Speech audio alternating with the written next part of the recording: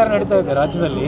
But ಕೇಂದ್ರ ಸಚಿವರು ಕುಮಾರಸ್ವಾಮಿ ಅವರು SIR ನಡೀತಿರೋಂಥದ್ದು ಇದುವರೆಗೆ ಪ್ರಕ್ರಿಯೆ ಏನಿದೆ ಅದು ಸರಿಯಾಗಿಲ್ಲ, ಎಲ್ಲವನ್ನು ಕೂಡ ರದ್ದು ಮಾಡಬೇಕು, ರದ್ದು ಮಾಡಿ ಹೊರ ರಾಜ್ಯದ ಒಬ್ಬರ ದಕ್ಷಾಧಿಕಾರಿಯನ್ನು ಅದರ ಉಸ್ತುವಾರಿಯನ್ನಾಗಿ ಹಾಕಬೇಕು ಅಂತೇಳಿ ಹೇಳಿದ್ದಾರೆ. ನೋಡಿ, SIRನ ಸಂಪೂರ್ಣವಾದ ಜವಾಬ್ದಾರಿ ಅದು ಚುನಾವಣಾ ಆಯೋಗದ ಜವಾಬ್ದಾರಿ, ನಮ್ಮ ಸರ್ಕಾರದ ಜವಾಬ್ದಾರಿ ಅಲ್ಲ. ಸರ್ಕಾರ ಈ ರಾಜ್ಯದ ಪ್ರತಿಯೊಬ್ಬ ಅರ್ಹ ಮತದಾರಿಗೂ ಮತದಾನದ ಹಕ್ಕೊಂದು ಕಡೆ ಸಿಗಬೇಕಂತ ಹೇಳಿಕೊಂಡು ಅದರಿಂದ ವಂಚಿತರಾಗಬಾರ್ದಂತೇಳಿ ನಾವು ಬರೀ ಜನಜಾಗೃತಿ ಮತ್ತು ಅದಕ್ಕೊಂದು ಸಹಾಯ ಅಸಿಸ್ಟ್ ಮಾಡ್ತೇವೆ ಹೊರತು SIRನ ಸಂಪೂರ್ಣವಾದ ಜವಾಬ್ದಾರಿ ಚುನಾವಣಾ ಆಯೋಗ ಅಲ್ಲದೆ ನಮ್ಮ ಸರ್ಕಾರ ಅಲ್ಲ.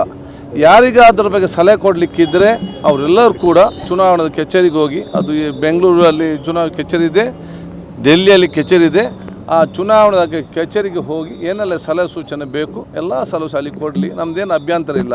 ಚುನಾವಣಾ ಆಯೋಗ ಯಾವ ರೂಲ್ಸನ್ನು ನಿಯಮಗಳು ಮಾಡ್ತದೆ ಅದಕ್ಕೆ ಅನುಗುಣವಾಗಿ ನಾವು ಕೆಲಸ ಮಾಡ್ತೇವೆ. ಮಾತ್ರ ನಾವು ಸರ್ಕಾರವಾಗಿ ಯಾರು ಇವತ್ತು ಅನಕ್ಷತ ಶಿಕ್ಷಕರು ಇದ್ದಾರೆ, ಜನಸಾಮಾನ್ಯರಿದ್ದಾರೆ, ಅವರು ಬೆಳಿಗ್ಗೆ ದುಡಿಲಿಕ್ಕೆ ಹೋಗಿ ಸಂಜೆ ಬರುವವರು, ಇದರ ಬಗ್ಗೆ ಅಷ್ಟು ಮಾಹಿತಿ ಇರೋದಿಲ್ಲ, ಅವ್ರಿಗೆಲ್ಲರೂ ಕೂಡ ಮಾಹಿತಿ ಕೊಟ್ಟು ಅವರ ಮತವನ್ನು ಖಾತ್ರಿಪಡಿಸಲಿಕ್ಕೆ ಸಹಾಯ ಮಾಡೋದ ಕೆಲಸವನ್ನು ಅದು ನಮ್ಮ ಸರ್ಕಾರ ಮಾಡ್ತದೆ.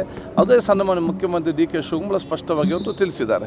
ಬಟ್ ರಾಜ್ಯ ಚುನಾವಣಾ ಆಯೋಗಕ್ಕೆ ನಾವು ದೂರು ಕೊಟ್ಟರೂ ಕೂಡ ಅದೇನು, ಅದಕ್ಕಾಗಿ ಡೆಲ್ಲಿಯಲ್ಲಿ ಕೇಂದ್ರ ಚುನಾವಣಾ ಆಯೋಗ ಇದೆ, ಅಲ್ಲಿಗೆ ಹೋಗಿ ಹೇಳಿ. ನಮಗೂ ಮತ್ತು ಚುನಾವಣೆಗೆ ಸಂಬಂಧವಿಲ್ಲ, ಸರ್ಕಾರಕ್ಕೆ ಮತ್ತು ಚುನಾವಣಾ ಆಯೋಗಕ್ಕೆ ಸಂಬಂಧವಿಲ್ಲ, SIR ಪ್ರಕ್ರಿಯೆ ಮತ್ತು ಸರ್ಕಾರಕ್ಕೆ ಸಂಬಂಧವೇ ಇಲ್ಲ. ಅದರಲ್ಲಿ ಕೇಂದ್ರ ನಮ್ಮ ಚುನಾವಣಾ ಆಯೋಗ ಮಾಡೋದು ನಾವು ಜನರಿಗೆ ಮಾತ್ರ, ನಮಗೆ ಮತ್ತು ಜನರಿಗೆ ಸಂಬಂಧ, ನಮಗೆ ಮತ್ತು ಮತದಾರರಿಗೆ ಸಂಬಂಧ. ಈಗ ನಿಮ್ಗೆ ಯಾರು ಕೂಡ ಮತ ಇಲ್ಲ, ಎಲ್ಲರ ಮತ ಕೂಡ ಹೋಗಿದೆ, ಒಬ್ಬರಿಗೆ ಕೂಡ ಮತ ಇಲ್ಲ. ಇನ್ನು ಸರ್ವರು ಕೂಡ ಮತ ಸೇರಿಸಲಿಕ್ಕೆ ನಾವೇನು ಜನಜಾಗೃತಿ ಬೇಕು, ಏನು ಸಹಾಯ ಬೇಕು, ಎಷ್ಟು ಬೇಕು, ಆ ಎಲ್ಲ ಕೆಲಸವನ್ನು ಕಾಂಗ್ರೆಸ್ ಸರ್ಕಾರ ಜನಪರವಾಗಿ ಮಾಡ್ತದೆ, ನಾವು ಮಾಡ್ತೇವೆ ಕೆಲಸವನ್ನು. ಈಗ ಸಚಿವ ಸಂಪುಟ ವಿಸ್ತರಣೆ ಇನ್ನೂ ಕೂಡ ಆಗಲಿಲ್ಲ, ಯಾವಾಗ ಆಗುತ್ತೆ ಏನಾದರೂ ಇದರ ಬಗ್ಗೆ ಮಾನ್ಯ ಮುಖ್ಯಮಂತ್ರಿಗಳು ಮತ್ತು ಹೈಕಮಾಂಡ್ ತೀರ್ಮಾನ ಮಾಡ್ತದೆ. ಆದ ಕಾರಣ ಅಲ್ಲಿಯವರೆಗೆ ನಾವು 14 ಜನ ಸಚಿವರು ಏನಿದೆ ನಮ್ಮ ಡಬಲ್ ಕೆಲಸವನ್ನು ಮಾಡಿ ಜನರಿಗೆ ಯಾವುದೇ ತೊಂದರೆ ಆಗದ ರೀತಿ ನಾವು ನೋಡಿಕೊಳ್ತೇವೆ. ಬಟ್ ವಿಪಕ್ಷ ನಾಯಕರು ಹೇಳ್ತಾರೆ ಇದು ಪೇಮೆಂಟಿಗೋಸ್ಕರ ಇನ್ನೂ ಕೂಡ ವಿಸ್ತರಣೆ ಆಗಲಿಲ್ಲ, ಪೇಮೆಂಟ್ ವಿಸ್ತರಣೆಗಾಗಿ ಆಗ್ತಾ ಇದೆ ಅಂತ. ವಿಪಕ್ಷ ನಾಯಕರಿಂದ ಅವರು ನಮ್ಮನ್ನು ಶ್ಲಾಘಿಸಬೇಕಂತೇಳಿ ನಾನು ಎಕ್ಸ್ಪೆಕ್ಟ್ ಮಾಡೋದು ಸರಿಯಾ? ಸಾಧ್ಯನೇ ಇಲ್ಲ. ಆಡಳಿತ ಪಕ್ಷವನ್ನು ಟೀಕೆ ಮಾಡುವುದೇ ಇವತ್ತು ವಿಪಕ್ಷಗಳಿಗೆ ದೊಡ್ಡ ಮಟ್ಟದ ಆಮ್ಲಜನಕ, ಆಕ್ಸಿಜನ್. ಅವರು ಟೀಕೆ ಮಾಡದಿದ್ದರೆ ವಿಪಕ್ಷ ಬದುಕಲಿಕ್ಕೆ ಸಾಧ್ಯನೇ ಇಲ್ಲ. ಆದರೆ ನಮಗೆ ಸ್ವಲ್ಪ ನೆನಪು ಶಕ್ತಿ ಬೇಕಲ್ಲ.